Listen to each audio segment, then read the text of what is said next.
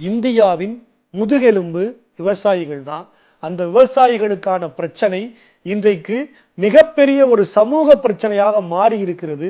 விவசாயிகளின் உழைப்புக்கு அந்த உழைப்புக்கேற்ற ஊதியத்தை தர மறுக்கிற ஒரு அரசாக இன்றைய அரசாங்கம் இருந்து வருகிறது. தமிழ்நாட்டில் டெல்டா மாவட்டங்களுக்கு இணையாக நெல் கொள்முதலில் மிக முக்கியமான இடங்களை பிடிக்கிற மாவட்டங்கள் செங்கல்பட்டு, காஞ்சிபுரம் தான்.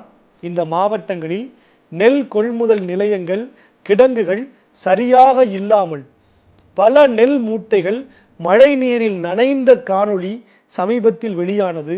ஆளுகிற அரசை பார்த்து விவசாய பெருங்குடி மக்கள் கேட்கிற கேள்விகளை அந்த காணொளியில் உங்களால் பார்க்க முடியும். ஏன் ஆளுகிற அரசு இந்த மெத்தன போக்கை கடைபிடிக்கிறது? இதன் பின்னணியில் என்ன நடக்கிறது? வாங்க பார்க்கலாம். தமிழ்நாட்டில் டெல்டா மாவட்டங்களில், தஞ்சாவூர், நாகப்பட்டினம் மாவட்டங்களில் நெல் கொள்முதல் அதிகமாகவே இருக்கிறது. சென்னை மற்றும் நீலகிரியை தவிர்த்து தமிழ்நாட்டின் எல்லா மாவட்டங்களிலும் நெல் பயிரிடப்பட்டு அதிகமாகவே விளைச்சலையும் தருகிற ஒரு புண்ணிய பூமியாக தமிழ்நாடு இருந்து வருகிறது. ஆனால் விளைந்த நெல் மணிகள் சரியான இடத்திற்கு உரிய நபருக்கு போய் சேருகிறதா? இந்த பயணத்தில் என்ன சிக்கல் இருக்கிறது? எந்த மாதிரியான சவாலை விவசாயிகள் சந்திக்கிறார்கள்?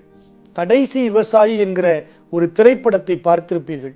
அதன் இறுதிக்கட்ட காட்சியில் அந்த விவசாயியை பார்த்து நீதிபதி கேட்பார், தண்ணி தெளிக்கணும், வயலுக்கு போகணும், என்னை விடுங்கன்னு சொல்றீங்களே, அதுக்கு எவ்வளவு செலவாகும்னு சொல்லுங்க, அந்த பணத்தை தர சொல்றேன் அப்படின்னு நீதிபதி சொன்னபோது, பணமா? அது கிடக்கு, அதெல்லாம் பாவம், உயிர் இல்லையா அப்படின்னு அந்த விவசாயி பேசுவார்ல. அப்படித்தான் இன்றைக்கு தமிழ்நாட்டின் நெல் கொள்முதல் நிலையங்களின் வாசல் இருக்கிற எல்லா விவசாயிகளும் அது உயிர் இல்லையா அப்படின்னு கதறிக்கிட்டு இருக்காங்க. இந்த கதறல் ஆளுகிற அரசுக்கு கேட்காமலேயே இருப்பதுதான் வேதனையிலும் வேதனை.